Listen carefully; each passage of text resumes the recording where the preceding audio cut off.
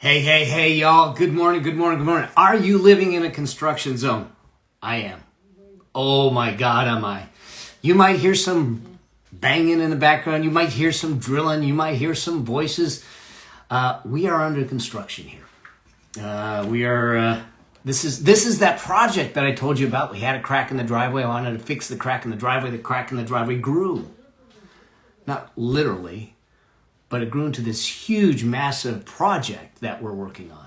And the kinds of things that are happening, the things that we need to do, the noise, the dirt, the mess, the craziness of construction, I had no idea and I was not prepared for it. So interestingly enough, I think it's a lot like entrepreneurship and building wealth and the money game is this fact that too often we get into the game thinking it's just going to be this beautiful swan.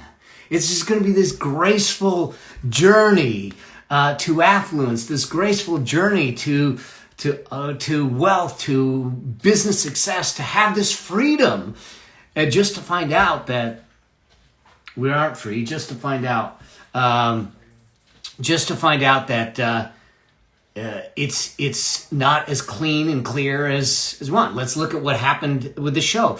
Most of you know, well, you are going to know now, the Affluent Entrepreneur Show is live. It was supposed to go live on Monday. We had issues because the Apple podcast platform took a dive and just dropped. So we needed to figure all that out. And they seem to have gotten it dialed in. We're pushing forward. We're moving forward on it. But it's messy, but this is what entrepreneurship is about. Here's the thing. I was having a conversation yesterday with someone and said, what happens if you're not prepared for the kinds of nuances, the kind of mess, the things that are going to happen. Like, for instance, you make an investment, your 401k, your investments, and all of a sudden we have a bad day in the market and it goes down. Here's the thing. In this entrepreneurial journey, in this money journey, in your journey to wealth, in your journey to financial liberation, financial independence, it's never going to be a straight line.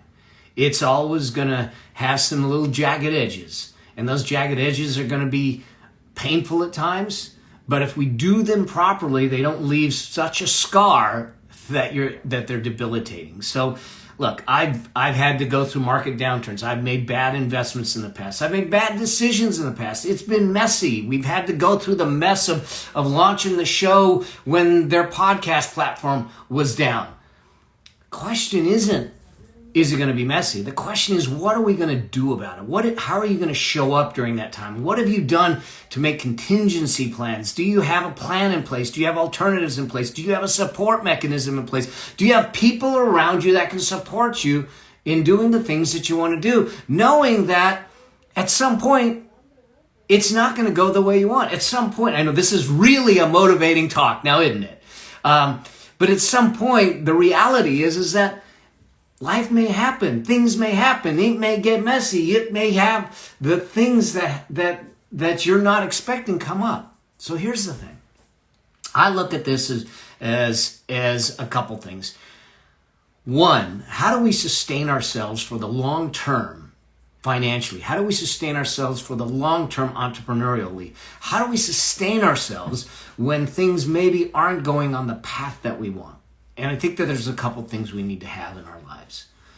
One is we need to consistently and constantly increase our knowledge, to increase our learning, to up-level our skills, to up-level our wisdom, so we have more capabilities, more capacity to do more as we grow.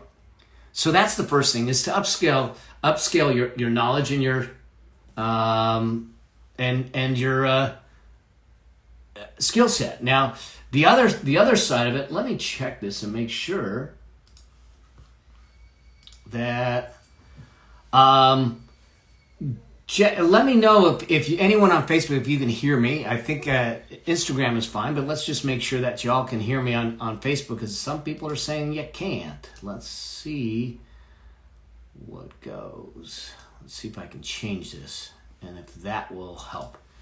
Let's see if that helps.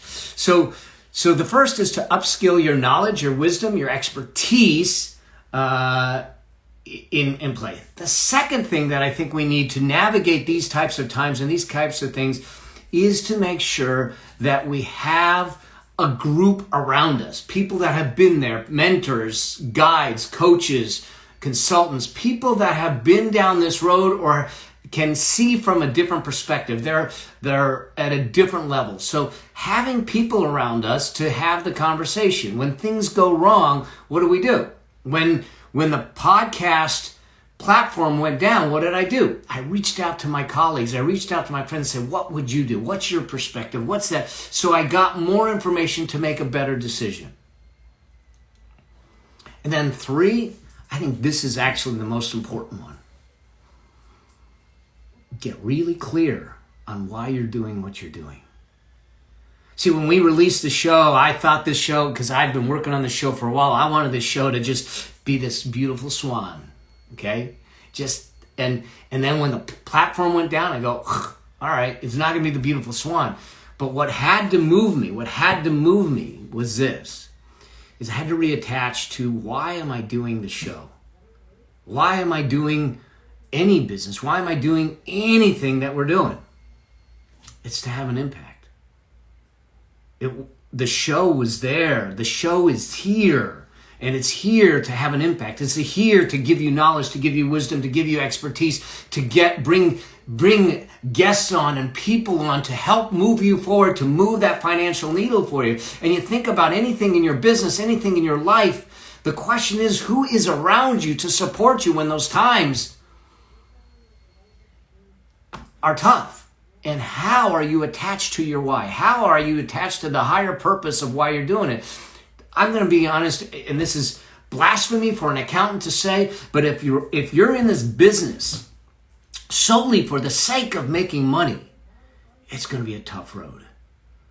It really is. Because what that is pushing a boulder uphill. But when you're in a business for a higher calling, for a yearning from inside of you, that's pulling you up the hill. It's pulling you, it's drawing you in.